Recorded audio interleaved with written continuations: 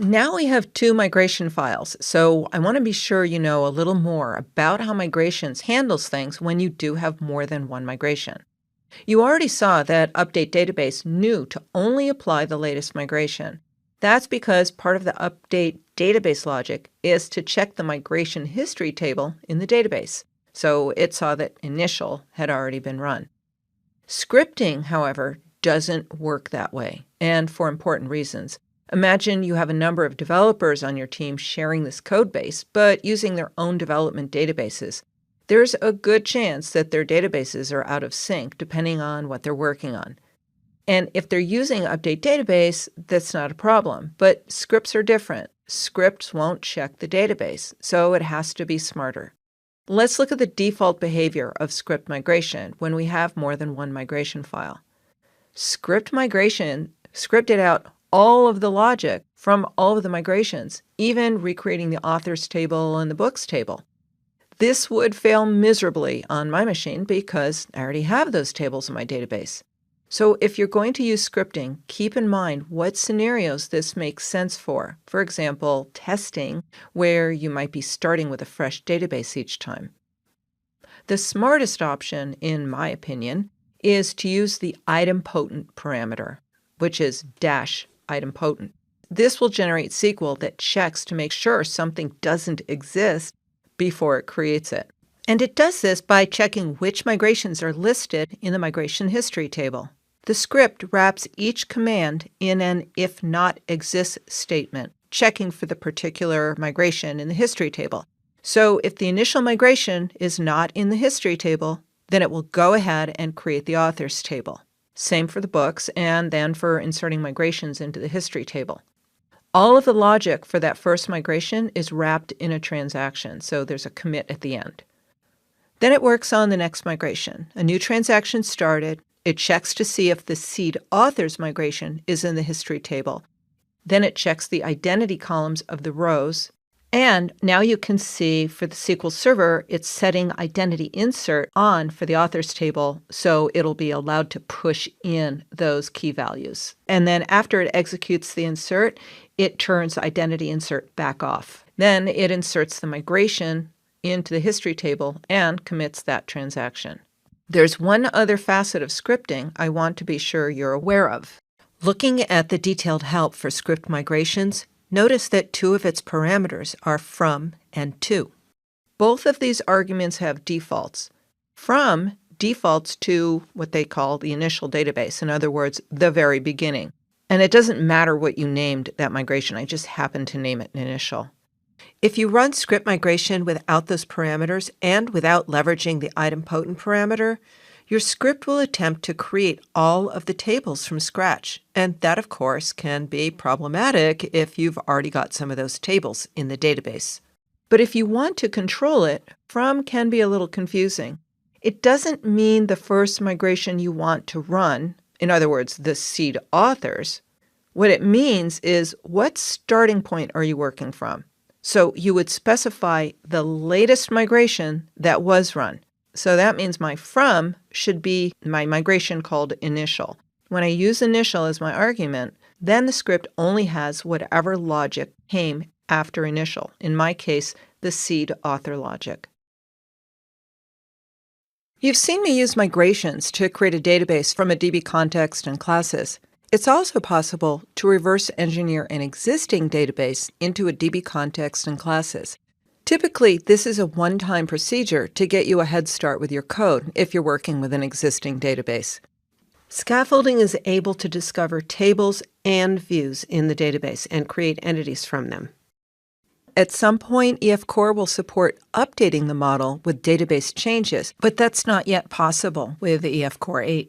Also, with the current version, it's not easy to begin by reverse engineering an existing database and then migrate the database with model changes. So I'll provide a link in the resources to a blog post by Christos Matskis that explains how to make sure you can use migrations after creating your model from an existing database. I'm starting with a new solution that has a .NET class library project in it.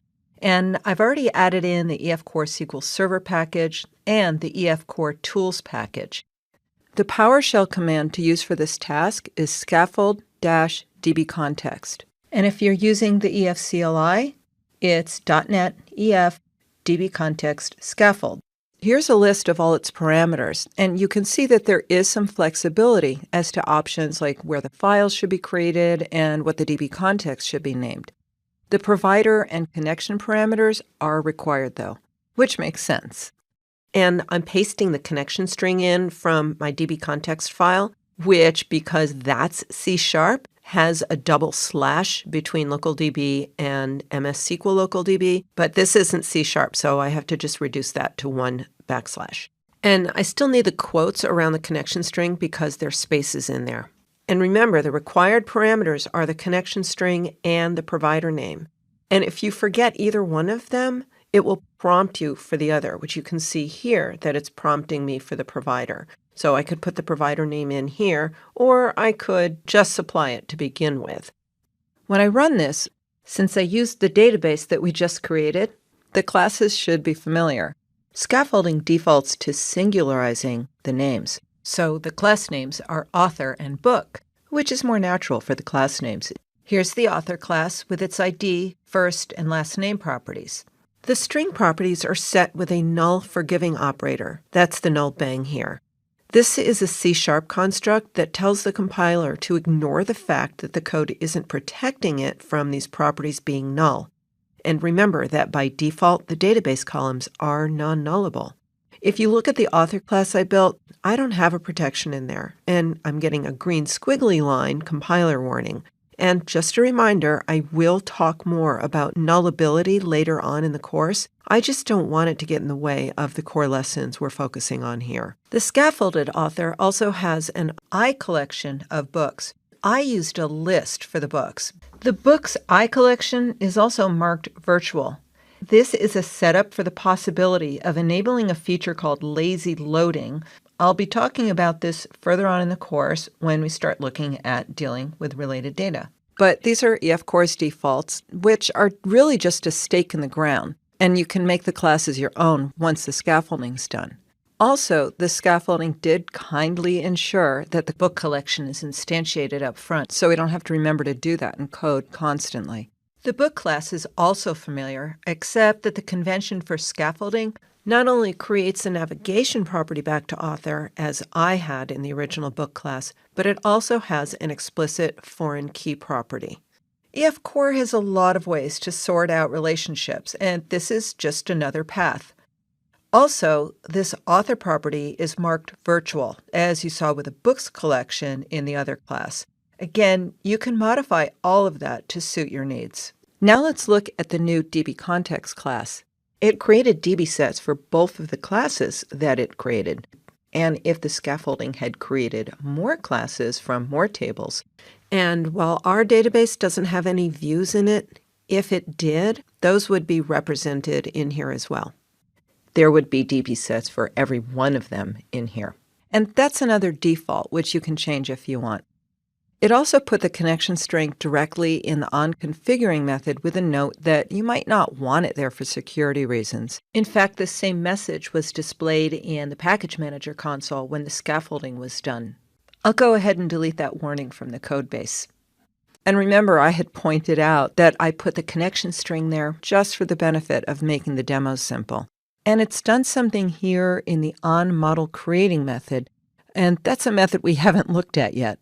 Recall that EF Core has defaults that it follows when it's reading your classes in the DB context in order to determine what the database schema looks like. These are referred to as conventions. Sometimes those conventions don't align with your real intent. So in the context file, we have the ability to tweak how Entity Framework Core will interpret the model, and you do that using what's referred to as the Fluent API. These additional configurations will override the conventions so that the classes can get mapped correctly to the database. There are a lot of conventions and a lot of ways to override them. Another path for overriding conventions is using data annotations. These get applied directly in your business classes, and the mappings you can achieve with these are much more limited than what you have access to with the Fluent API. I've always preferred to use the Fluent API over the data annotations, and that's what I'll be using in this course. Interestingly, these three mappings are not telling the context anything that's not following the conventions. Remember, the database that we're reverse engineering was created using EF-Core's conventions. Having them here won't hurt anything. It's just some info that EF-Core already knows about your data model. So the scaffolding has added some Fluent API configurations into the DB context. You'll learn more about working with the Fluent API further on in the course. That's a quick look at reverse engineering, which generated domain classes and a DB context as a stake in the ground, taking advantage of the existing database. This really gives you a head start on the code you need to write. But it will be up to you to refactor those classes to incorporate your business logic and make things work the way your software requires. Keep in mind that the built-in scaffolding is not the only path to reverse engineer a database. Another excellent option is the reverse engineering feature of the EF-Core Power Tools, a free Visual Studio extension built by my friend and Microsoft MVP, Erik Alskov Jensen. He's known in the community as Erik EJ. Erik has built a number of very rich and useful extensions for Visual Studio in his free time. Well, it's time to wrap up this module on EF-Core migrations, where you've learned about how EF-Core determines the database schema and where the Migrations API fits into your workflow. You learned about migrations commands and that you can access them through PowerShell or the EF-Core CLI if you're working at the command line. But we did stick with PowerShell since we're working in Visual Studio. After creating our first migration, I walked you through a migration file so you can see what the API looks like and how your model was interpreted by EF-Core. You can even customize these files manually if you want. Then we returned to the PowerShell commands and tried out creating SQL scripts, a good practice for a production database. You can pass that script on to the database expert in your company, or just running the update database command, which will directly create the database, and that's actually handy to do while you're in the midst of development. Finally, we looked at a completely different workflow, which was starting with an existing database and using the scaffolding command to reverse engineer that database into code for classes and a DB context. This gives you a good starting point for your classes, and also keep in mind that there are a lot of other parameters you can use with a command to fine-tune the reverse engineering process. In the next module, you'll learn more about one-to-many relationships and how EF-Core can comprehend them based on a variety of ways you might have expressed them in your classes. Here are some resources related to this module, some that I've mentioned and others I think you'll find useful. I'm Julie Lerman, and thanks again for watching Entity Framework Core Fundamentals.